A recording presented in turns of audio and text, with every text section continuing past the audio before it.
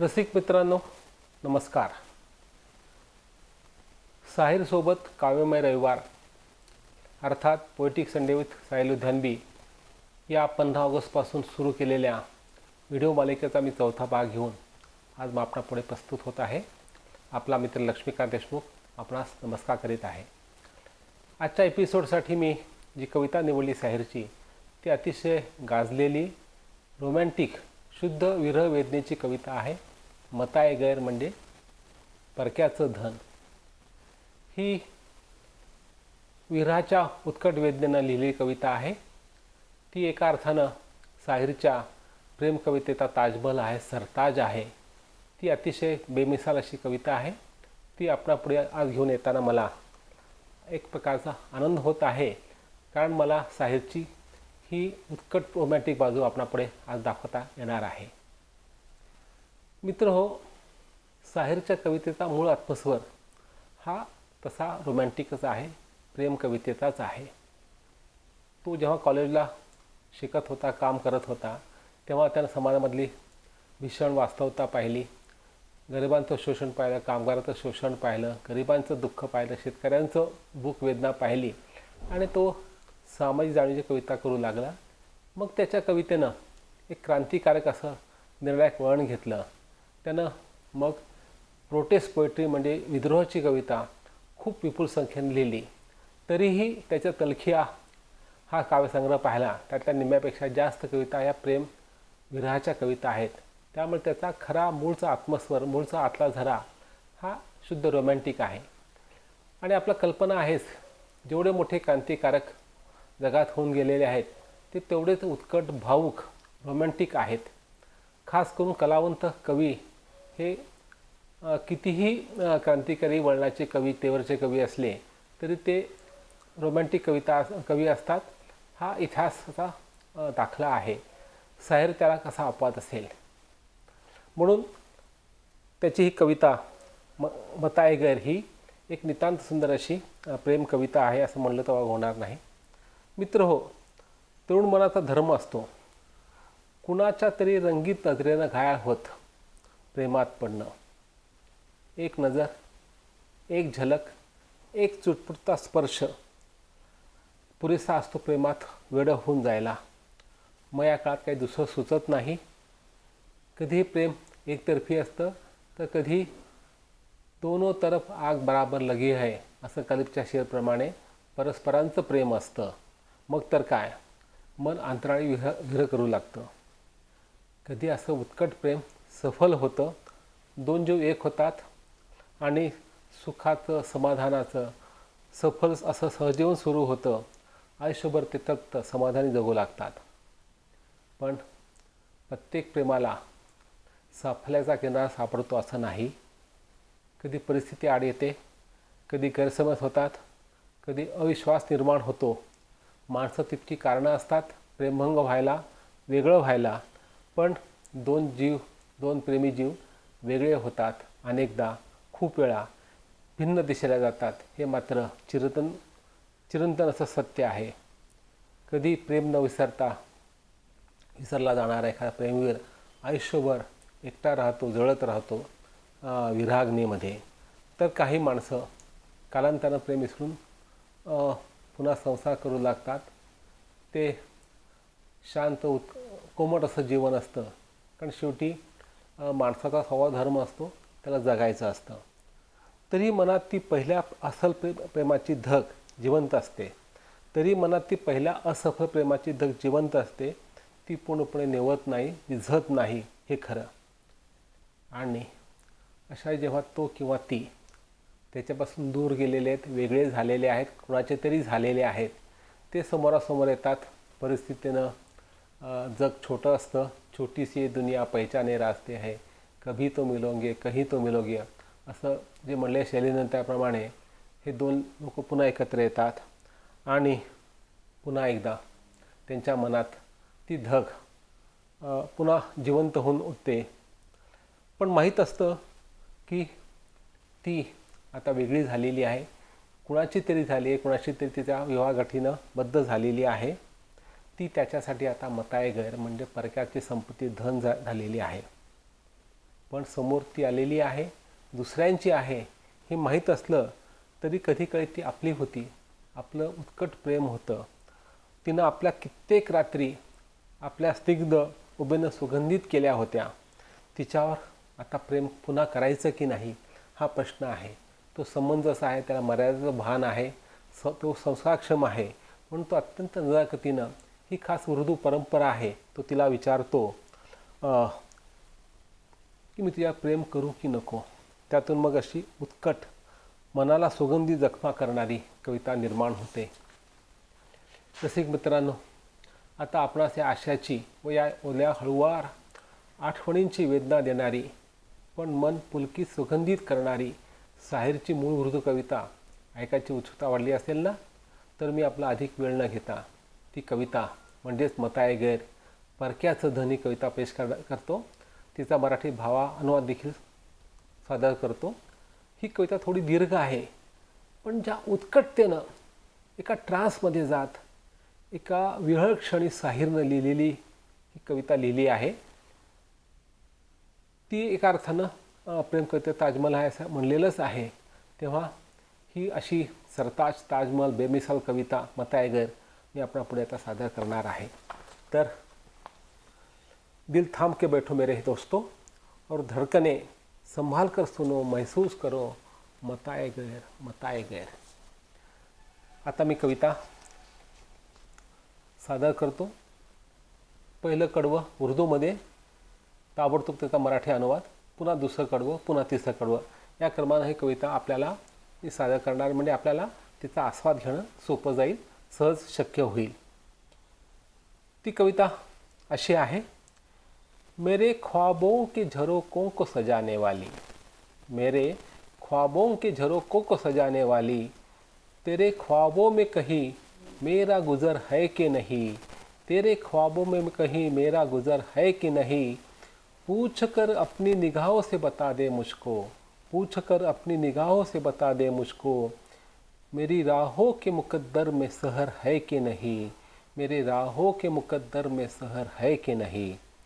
माझ्या स्वप्नांच्या जाळीदार खिडक्यांनी सजवणारी, माझ्या स्वप्नांच्या जाळीदार खिडक्या सजवणारी, तुझ्या स्वप्नात माझं काही स्थान आहे की नाही, तुझ्या स्वप्नात माझं काही स्थान आहे की नाही, आपल्या नजरांना विचारून सांग मला, माझ्या वाटचालीच्या भाग्यात पहाट आहे की नाही, माझ्या वाटचालीच्या भाग्यात पहाट आहे की नाही.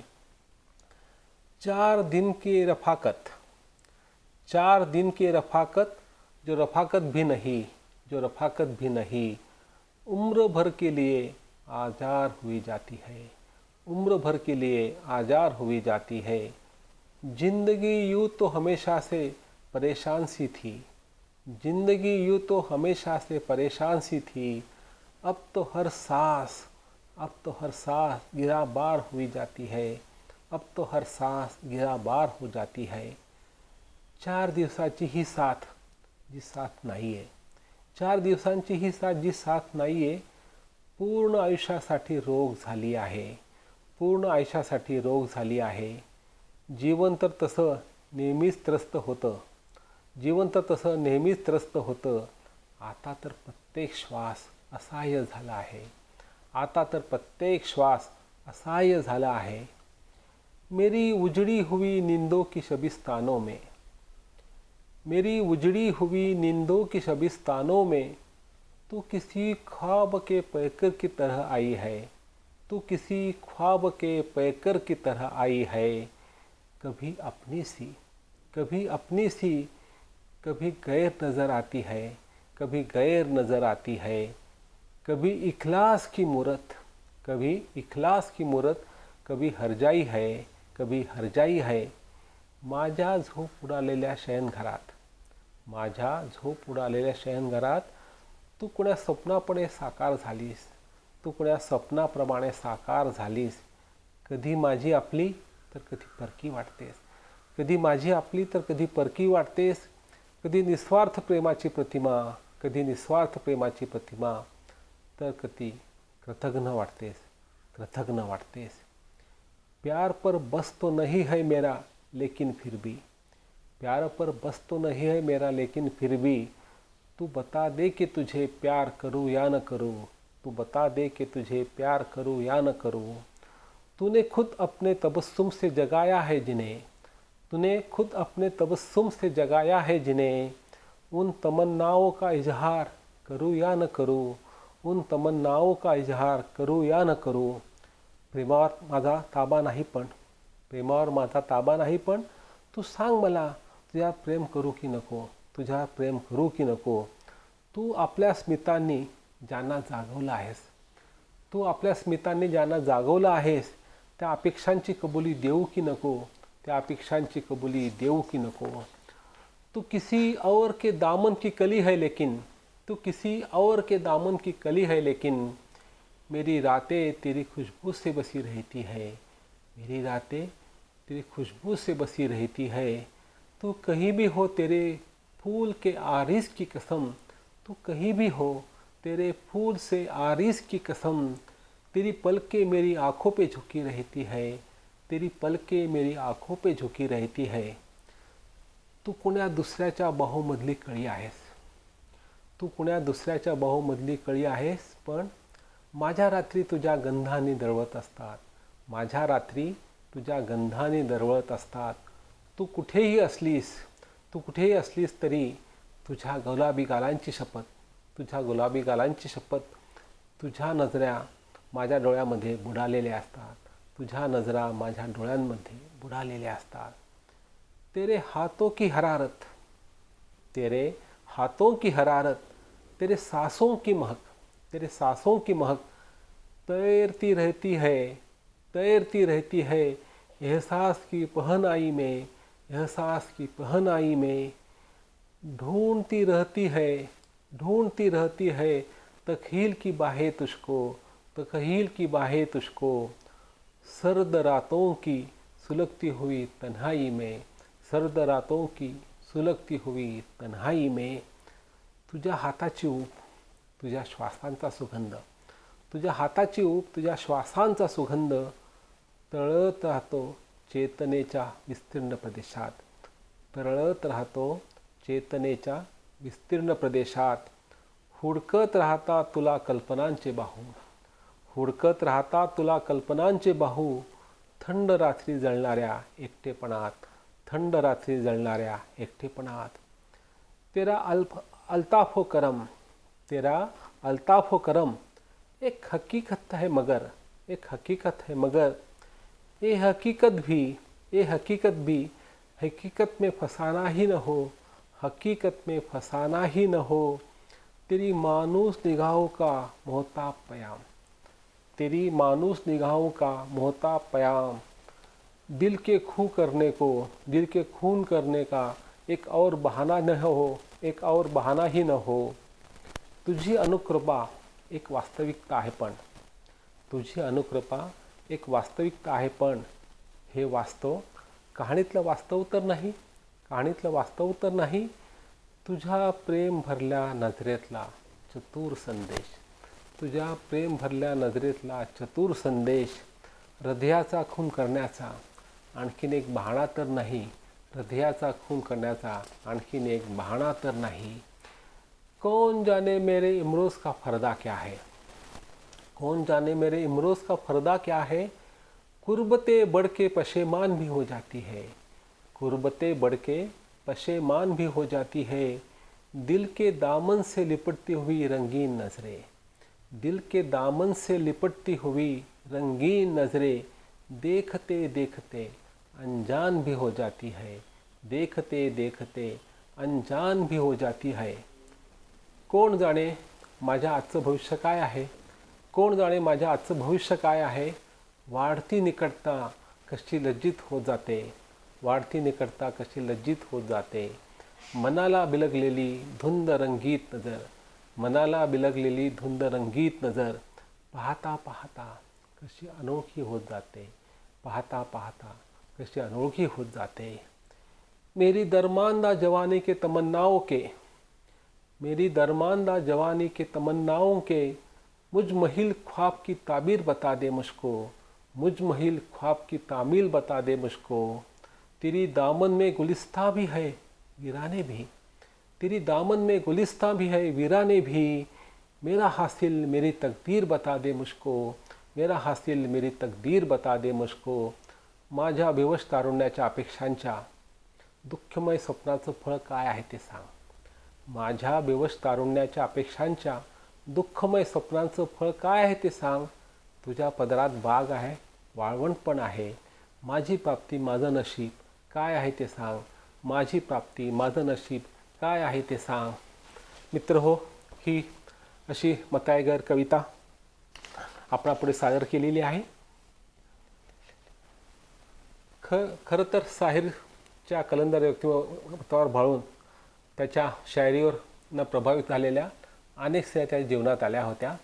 त्यांचं उत्कट प्रेमही जडलं होतं, पण साहिरचं एकही प्रेम प्रकरण सफल झालं नाही. पण त्यातलं सर्वात गाजलेलं जर प्रेम प्रकरण होतं पंजाबी कवयित्री आणि अतिशय देखणी व्यक्तिमत्व असलेली भावोत्कट कवयित्री अमृता प्रीतम सोबतचं. खरं तर अमृता प्रीतम आणि साहिल लुधियानवी यांचं प्रेम जीवन एका सिनेमाचा, एका प्रेम कथेचा विषय आहे.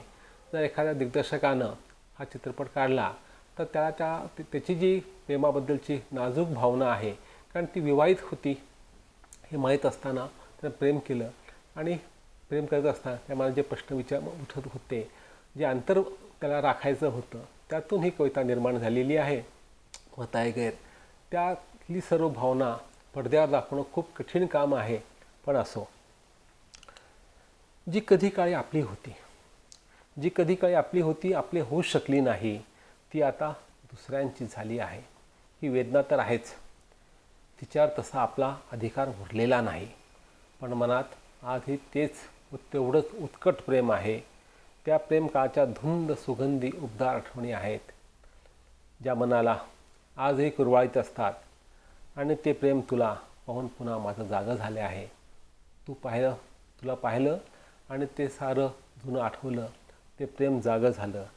पण मला माहीत आहे आता आपल्यात एक अंतर पडलेलं आहे आणि मला त्याचं भान आहे. म्हणून हा कलंदर शायर, हा संबंध शायर तिला विचारतो, प्रश्न करतो.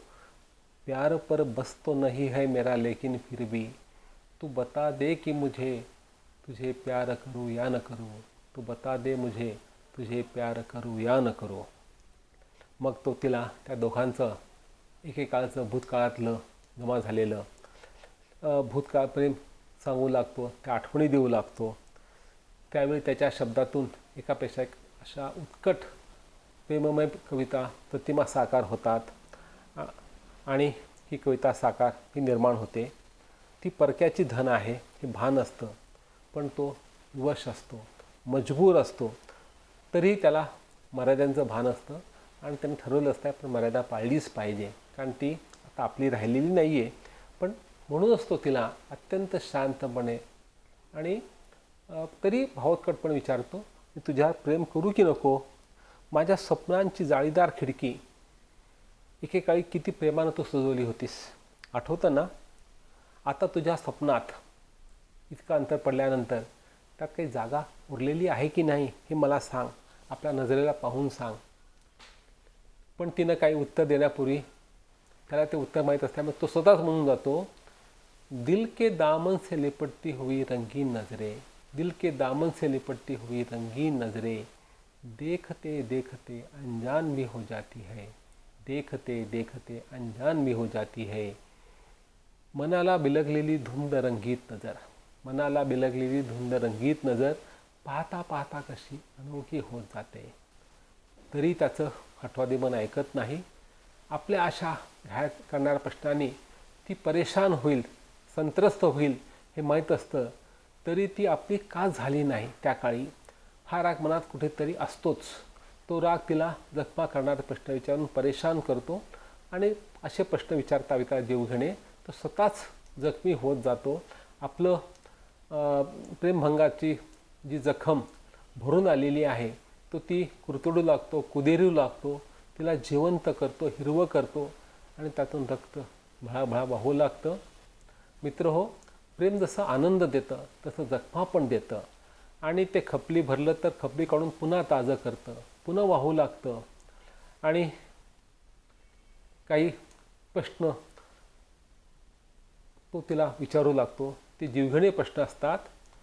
तूने खुद अपने तबस्सुम से जगाया है जिन्हें, तूने खुद अपने तबस्सुम से जगाया है जिन्हें, उन तमन्नाओं का इजहार करू या न करू. तो आपल्या स्मितांनी ज्यांना जागवलं आहेस त्या अपेक्षांची कबुली देऊ की नको. कौन जाने मेरे इमरोज़ का फरदा क्या है, कुर्बते बढ़ के पशेमान भी हो जाती है. कोण जाणे माझ्या आजचं भविष्य काय आहे. वाढती निकटता कशी लज्जित होत जात असते, वाढती निकटता कशी लज्जित होत जात असते. या बताये गए कवितेच्या 2 कडवे किंवा एक कडवं आणि दुसऱ्या कडवेचा फक्त पहिल्या 2 वळी शाहीरनं घेतल्या आणि त्याची दुसरी एक कविता हिरास नावाची, भय नावाची कविता होती.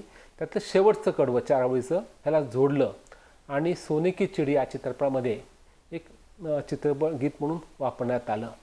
खरं तर ही कल्पना 2 कविता एकत्र करून एक फिल्मी गीत करायची कल्पना त्या सिनेमाची पटकथा लेखिका, संवाद लेखिका, उर्दूची महान कथाकार इस्मत चुगताईंची होती.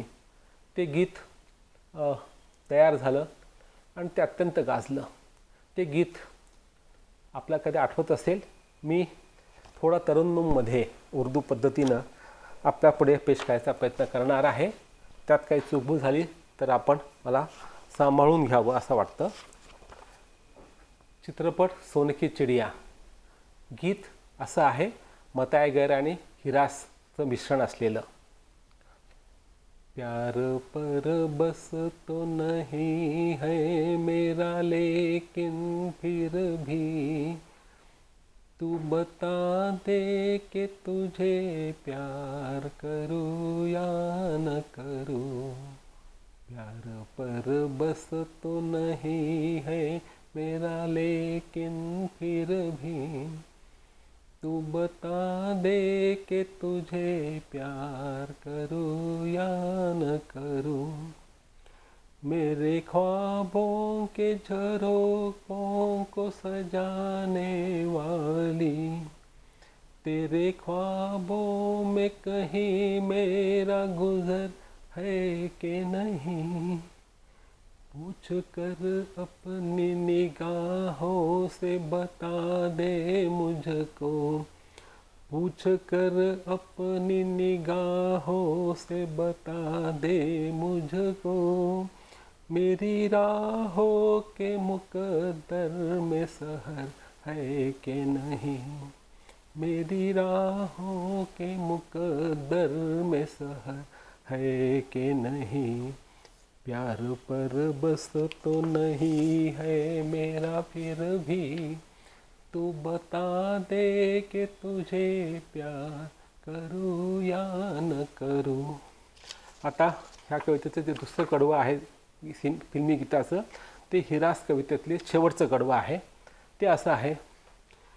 कहीं ऐसा न हो पाओ मेरे थर्रा जाए, कहीं ऐसा न हो पाओ मेरे थर्रा जाए. और तेरी मरमरी बाहों का सहारा न मिले. अश्क बहते रहे खामोशिया रातों में, अश्क बहते रहे खामोशिया रातों में.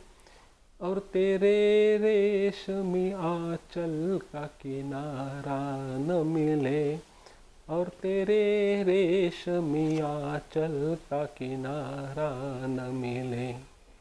प्यार पर बस तो नहीं है मेरा लेकिन फिर भी तू बता दे कि तुझे प्यार करूँ या न करूँ. अशी ही कविता आहे बताए गैर. ही कविता म्हणजे दुःखाचं विराची एक आर्त अशी कविता आहे. ही कविता अत्यंत लोकप्रिय झाली होती आणि शायरची ती एक सिग्नेचर ट्यून झाली होती. खरं तर माणसाला प्रेमाच्यापेक्षा गीतापेक्षा प्रेमभंगाचं गीत, उदासीचं गीत जास्त आवडतं असं म्हणलं जातं. त्याचं कारणही आहे. प्रेमभंगाची जी लज्जत आहे त्यांना माणसाचं जीवन समृद्ध केलं जातं. म्हणून तर शाहिरीचा समकालीन जो कवी होता, शैलेंद्र गीतकार होता, त्यांना एक गीत लिहिलं होतं, है सबसे मधुर वो गीत जिन्हें हम दर्द के सुर में गाते हैं, हम दर्द के सुर में गाते हैं.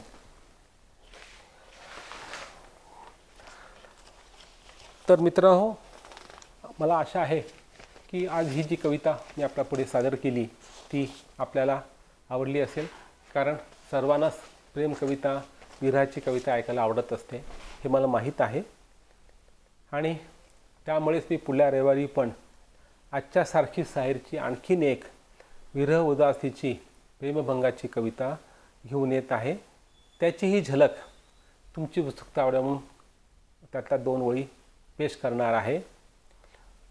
मुझसे अब मेरी मोहब्बत के फसाने न करो, मुझसे अब मेरी मोहब्बत के फसाने ना करो, मुझको कहने दो कि मैंने उन्हें चाहा ही नहीं, मुझसे कह दो कि मैंने उन्हें चाहा ही नहीं. और वो मस्त निगाहें, और वो मस्त निगाहें जो मुझे भूल गई, जो मुझे भूल गई, मैंने उन मस्त निगाहों को सराहा ही नहीं, मैंने उन मस्त निगाहों को सराहा ही नहीं. मला माझ्या प्रेम कहाण्या सांगू नका, मला म्हणू द्या की मी तिची इच्छाच केली नाही कधी. आणि ती मदमस्त नजर जी मला विसरून गेली, आणि ती मदमस्त नजर जी मला विसरून गेली, त्या मदमस्त नजरेची कधी मी तारीफ केलीच नाही, त्या मदमस्त नजरेची मी कधी तारीफ केलीच नाही. मित्र हो, पुन्हा भेटूया पुढल्या रविवारी. आपला मित्र लक्ष्मीकांत देशमुख आता आपल्या जागेत आहे. धन्यवाद.